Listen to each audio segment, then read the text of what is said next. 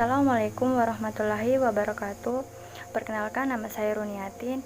Di sini saya akan membawakan materi tentang metode sederhana spermisida, dan di mana materi ini merupakan salah satu tugas dari mata kuliah saya, yaitu pelayanan KB dan kesehatan reproduksi atau KESPRO.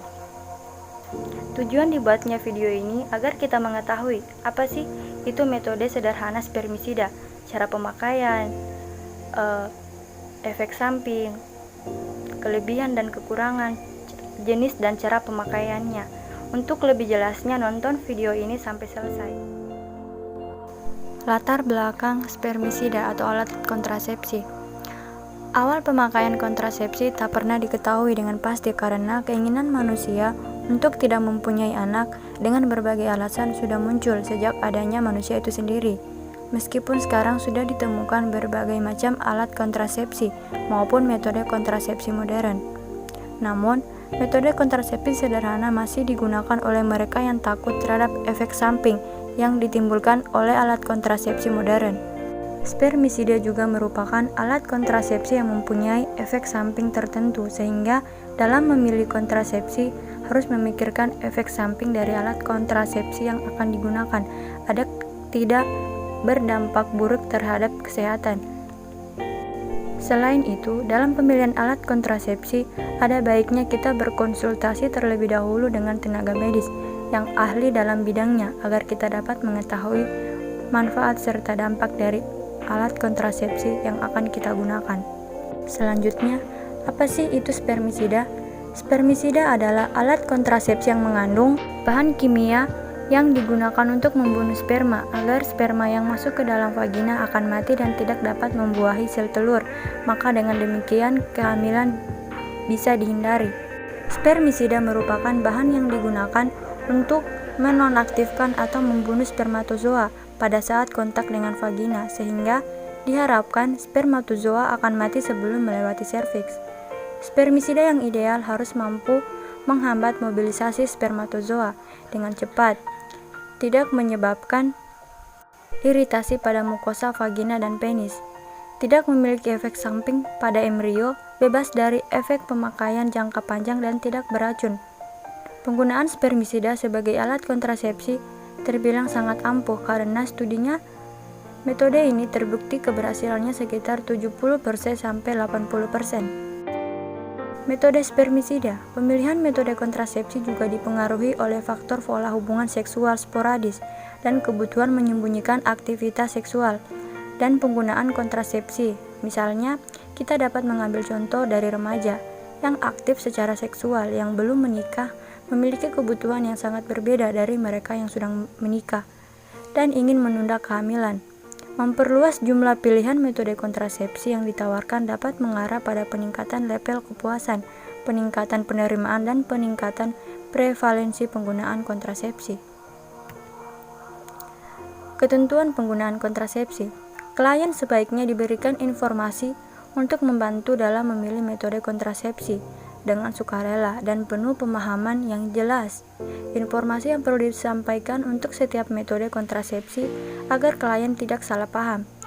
Yang pertama, efektivitas relatif, cara penggunaan, mekanisme kerja, efek samping, keuntungan dan risiko medis, kembali subur setelah penghentian, perlindungan dari IMS.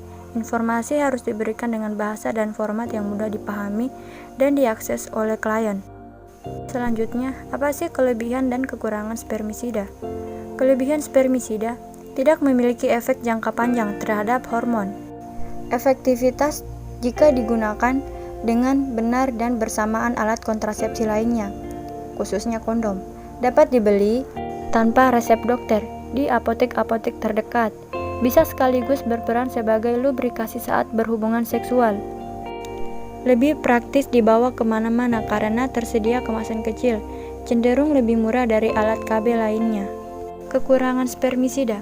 Butuh waktu sebelum memulai penetrasi, kurang efektif jika digunakan hanya sendiri, sehingga perlu dibarengi dengan alat kontrasepsi lain seperti kondom. Harus lebih cermat memakainya agar benar-benar efektif untuk menghalangi sperma. Tidak melindungi dari infeksi menular seksual, dan bisa memicu alergi atau iritasi pada alat kelamin. Lalu, bagaimana cara kerja spermisida? Spermisida bekerja dengan cara merusak membran sel spermatozoa, menghambat mobilitas spermatozoa, dan menurunkan kemampuan untuk fertilisasi. Spermisidanya biasa dikemas dalam bentuk aerosol atau busa, suppositoria, dan jeli atau krim vagina.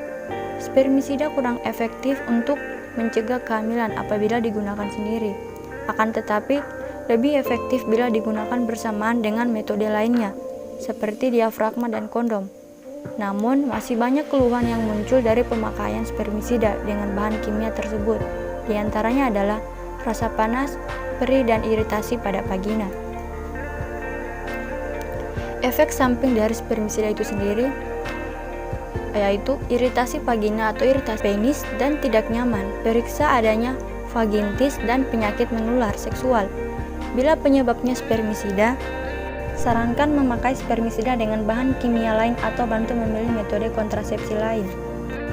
Gangguan rasa panas di vagina, periksa reaksi alergi atau terbakar. Lalu, tablet busa vagina tidak larut dengan baik. Selanjutnya, alat kontrasepsi spermisida ada berapa? Yang pertama, aerosol atau busa. Cara memakainya, sebelum digunakan, kocok tempat aerosol 2-30 menit. Tempatkan kontainer dengan posisi ke atas, letakkan aplikator pada mulut kontainer, dan tekan untuk mengisi busa. Masukkan aplikator ke dalam vagina mendekati serviks dengan posisi berbaring. Selanjutnya, krim dan jeli. Cara pemakaian, krim dan jeli dapat dimasukkan dalam vagina dengan aplikator dan atau mengoles di atas penis. Krim atau jeli biasanya digunakan dengan diafragma atau cup cervix, atau dapat juga digunakan bersamaan kondom. Masukkan spermisida 10-15 menit sebelum melakukan hubungan seksual. Bagaimana cara memasangnya? Kita bisa melihat gambar yang tertera di bawah ini. Ini cara memasukkan spermisida bentuk busa, krim atau jeli dengan inserter. Lalu kontrasepsi vagina film atau tisu. Cara pemakaiannya bisa dilihat di samping. Sebelum menggunakan alat kontrasepsi tersebut, sebaiknya kita mencuci tangan terlebih dahulu agar tangan bersih dan steril. Selanjutnya, suppositoria. Suppositoria merupakan spermisida berbentuk kapsul yang dapat larut dalam vagina. Cara memakainya bisa dilihat pada gambar berikut.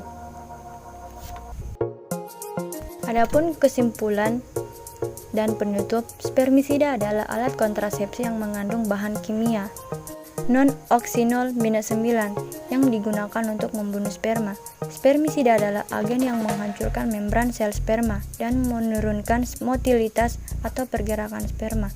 Tipe spermisida mencakup foam aerosol, krim vagina, suppositoria, jelly sponge atau busa yang dimasukkan sebelum melakukan hubungan seksual. Dalam menggunakan spermisida, kurang efektif jika hanya menggunakan spermisida saja. Sebaiknya dikombinasikan dengan kontrasepsi lain seperti kondom dan diafragma. Spermisida tidak perlu ampuh bila hanya digunakan sendiri tanpa bantuan alat lain. Ia lebih berkhasiat bila dipakai sebagai tambahan perlindungan pada diafragma atau kondom. Mungkin itu saja yang bisa saya sampaikan. Kurang dan lebihnya mohon dimaafkan. Wabillahi taufiq wal hidayah. Wassalamualaikum warahmatullahi wabarakatuh.